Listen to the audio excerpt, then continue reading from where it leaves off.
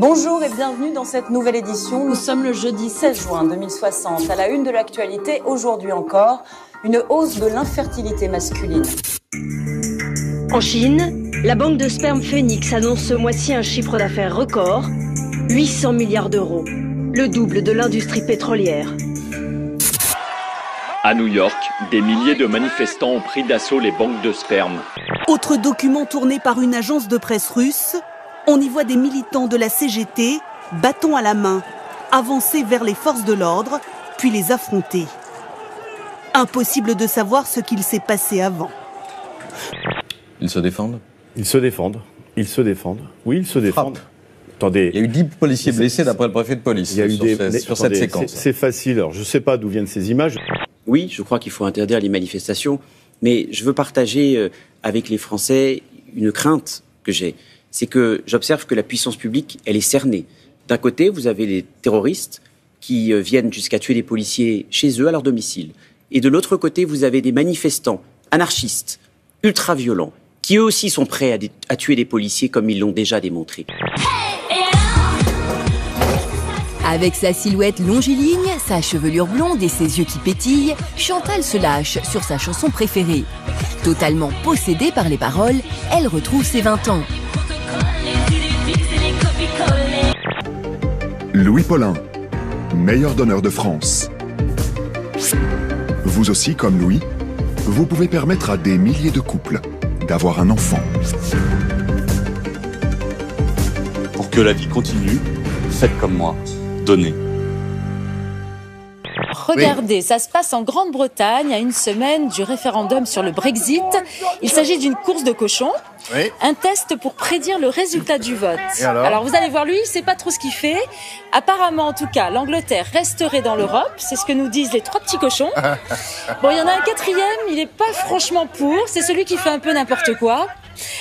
D'après les témoins, son meurtrier aurait crié Britain First, la Grande-Bretagne d'abord, en la tuant, ce qui est le slogan des partisans du Brexit. La campagne en est à ce point d'hystérisation, de violence, qu'on en arrive à tuer une députée. Ceux qui seraient, par exemple, efficaces, ce sont des véritables centres de rétention pour les terroristes. Pourquoi je vous dis ça ? Moi, je suis avocat et je pars d'un principe, c'est qu'effectivement, on n'a pas à être enfermé tant qu'on n'a pas été condamné. Mais il doit y avoir des exceptions à ce principe, comme à tout bon principe. Un an déjà que Donald Trump est entré dans nos vies. C'était le 16 juin 2015. I am officially running for President of the United States. À l'époque, il était à 1% dans les sondages, mais ça a bien changé. Aujourd'hui, nous avons affaire à une masse de violence incroyable, de choses terribles. Un petit garçon qui est mort, aujourd'hui une députée qui est assassinée, des cailloux dans des vitres d'hôpital, des attentats. Bon, il faut bien comprendre que c'est normal d'avoir du mal à supporter ça, parce que c'est véritablement insupportable. Et c'est pas du tout parce qu'on est fragile, parce qu'on saurait pas y faire, etc. C'est parce que c'est une masse de choses insupportables. Et ce que je crains, et je veux vous le dire aujourd'hui, je veux le dire aux Français, c'est ce cocktail entre anarchisme, terrorisme, c'est ce climat délétère et malsain dans lequel nous vivons aujourd'hui. Comment on fait ? Ou alors, je ne devrais pas dire ça, mais on éteint la télé, on ferme la radio ? Alors, éteindre la télé, vous savez, les enfants petits, ils mettent les mains devant leurs yeux, comme ça, ils ont l'impression qu'on ne les voit plus. Vous savez, quand on nie une réalité, on ne la fait pas disparaître. Et au contraire, on a des chances de penser qu'elle est de plus en plus terrible parce qu'on ne veut pas la voir. Je crois que non, on ne peut pas éteindre la radio. Il faut simplement se demander comment on peut l'affronter.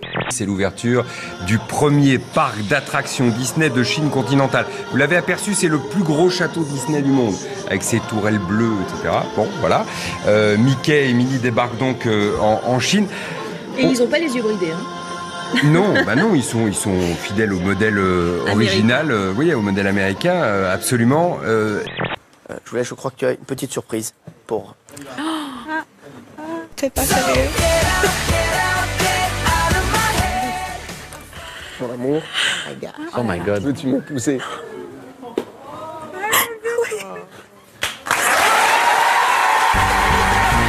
¿Te gusta esta carta? A mí cuando las mamitas hacen esta carta.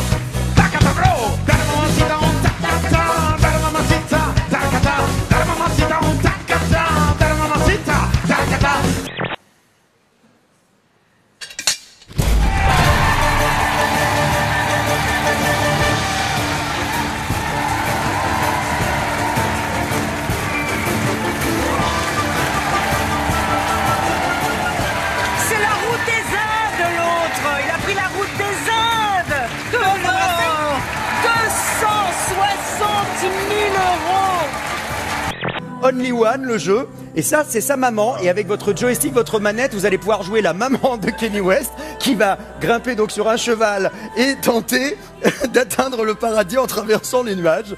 Voilà. Elle s'appelle Donda West, cette dame. Voilà, et il lui rend hommage. Regardez, elle doit aller. Je sais, tu perds.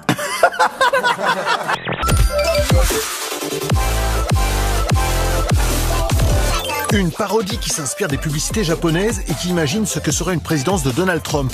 Un chaos apocalyptique.